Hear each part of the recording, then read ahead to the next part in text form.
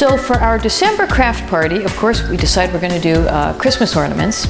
I always like to do an upcycle or a recycle, and I had been saving jar lids because I had seen them used as ornaments before. And take old Christmas cards or wrapping paper and you kind of decoupage it or glue it on. You have to, of course, punch holes in them to hang them on the tree. So I kind of took that part of it and prepped the lids, washed them, punched the holes in them, spray painted them, and brought them all to the party.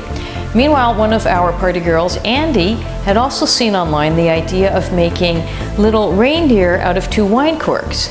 And if there are any girlfriends on the face of the planet that have an unending supply of wine corks, we are those girls. So we kind of went ahead with those 2 crafts, and it was really great. In some ways, this might have been our best craft party yet. I think this was either our 3rd or 4th one, and we're kind of getting it down to a science, that we had just the right volume of supplies, but we weren't too overwhelming. And I really love seeing what people came up with, and the creativity, particularly. I think maybe my favorite thing out of the whole event was one of our girls came, and with the wine cork, totally out of her own head, she makes this little glamorous snowman instead of the reindeer. I mean, it's just so fun to see what people come up with.